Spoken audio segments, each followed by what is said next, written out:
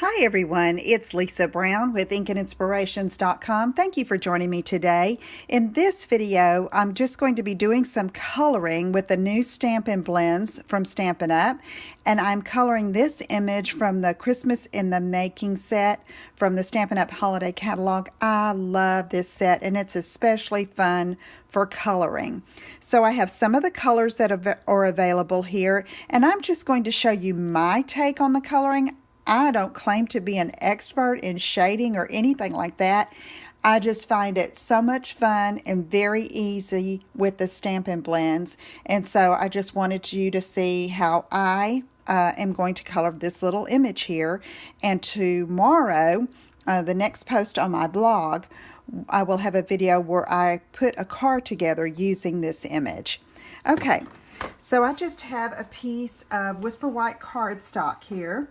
And I've stamped the image in Tuxedo Memento Black ink, which is what you need to use when you're coloring with the Stampin' blends.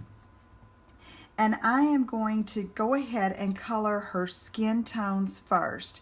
Now I'm using the ivory, and I'm going to use the brush tip side. And I am using a very light touch. You don't need to really press down. You use this almost just like a paintbrush, okay? So I'm just going to do some feathery strokes here on her face. And I like to do circular motions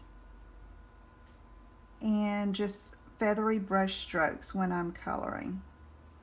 Okay, so let's do her little arm here. And the alcohol ink tends to spread out a little bit, so try to stay just shy of the black outline. Okay, so we've got that arm now, and now we can do her legs. And I'm also going to be using the color lifter to lighten up some of the areas, but I go ahead and put down a good coat of the skin tone ivory first, okay? You could also use the bronze, but today I'm using the ivory. Okay, so now I'm going to get the color lifter, and I'm going to pick up a little bit of the color from her face, just as if the sunlight is hitting her there and not so much of a shadow. Okay, so I'm just brushing around, you can see, and as you let it dry, it gets lighter, okay? So I probably can just do a little bit and let it be for a while, and it'll be good to go, okay? So let me get a little bit on the top of her hand, and then right here, just where you think the light may be hitting, okay? I'm going to do a little bit on the front of her legs, just like that. Okay, so now I'm going to do her hair, and I'm going to use both shades of Crumb Cake. And here we go. This one I have to really look because I want to put this with the ivory with the Crumb Cake sometimes, but this is the light and dark shade of Crumb Cake. And so for this particular time, I'm going to go ahead and start off with my darkest color first. And depending on how large the area is, it depends on what I like to start with. Everyone has pretty much their preference. You can see here I'm just going through the outlines. But on a smaller area, I like putting in some of the dark shading, and then I come back with a lighter and just blend that.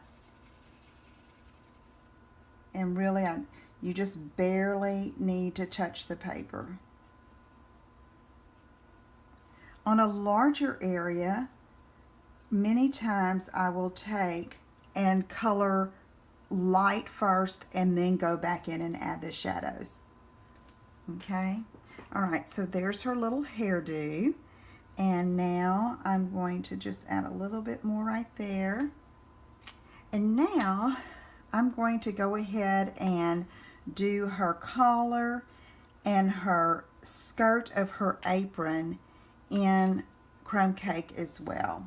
I decided not to leave it white, and so I'm just going to add color lightly going around on this top part of the apron. I should say not the top, but just actually the apron that is over her dress.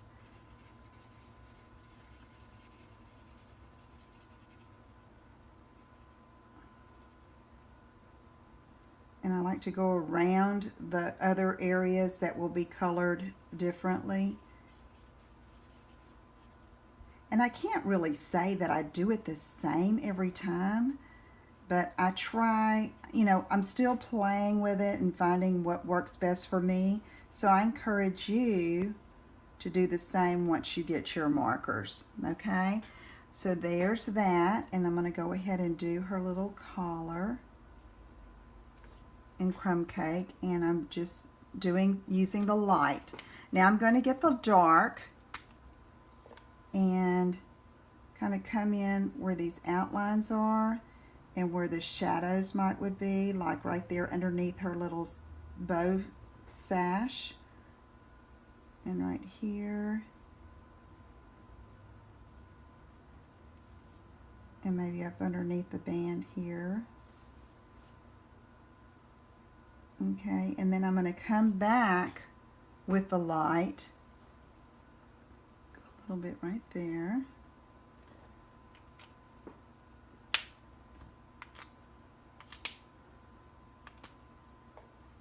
And blend that dark in. Just pull it up.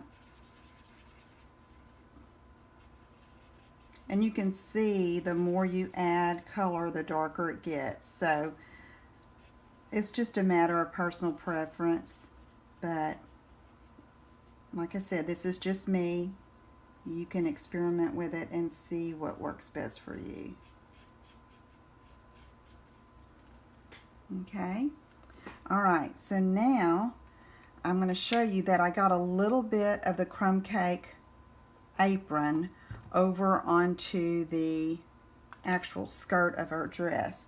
So I'm going to take my color lifter and just go over it, let it dry a little bit, and that may be enough, and it disappears as the alcohol ink dries. And I'm just going to go over it a little more, and there we go. Okay, it's picked up. So now I want to use the pool party, and I'm starting with the light,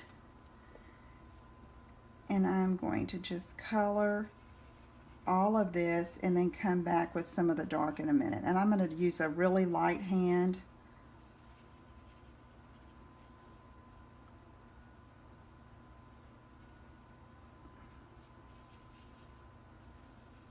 And again, not get too close to the edge because the ink spreads out.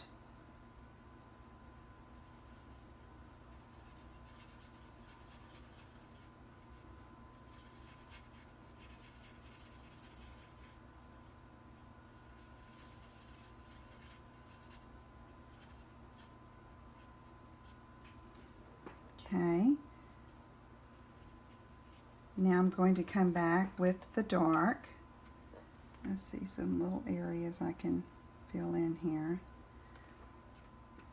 Now this is the dark pool party. Again, I'm using the brush side, and I'm going to put these where the shadows would be, or where I think it would be darker. And I'm going to darken her little sash around there and come in with these folds in her sleeve, and right there beneath the collar, like that, and then come this way, right there on this side of the fold, and like around her apron.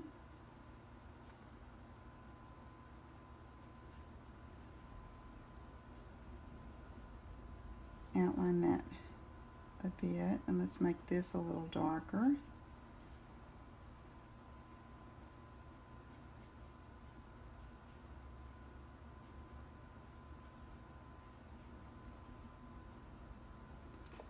Okay.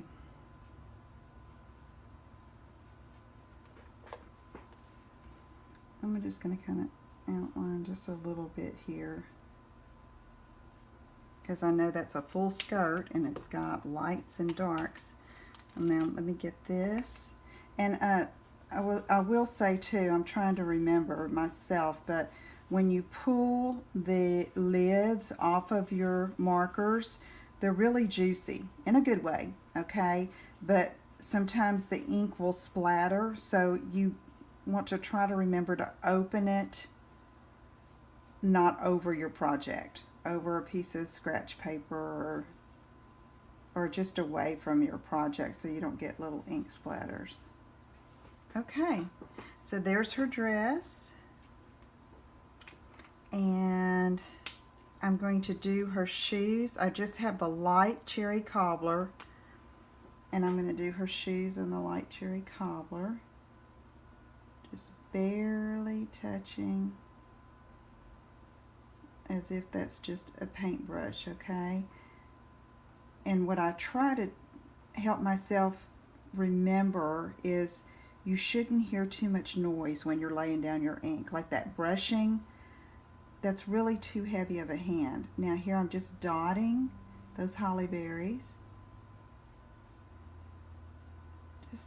Just barely. And then I'm going to do the center here of that ornament she's holding. Now I'm using the light Old Olive.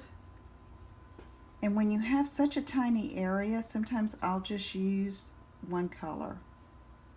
I know some may do shading on these two, but I find that if I try to do too much, it's like, whoops, you know, just play with it and decide what works for you.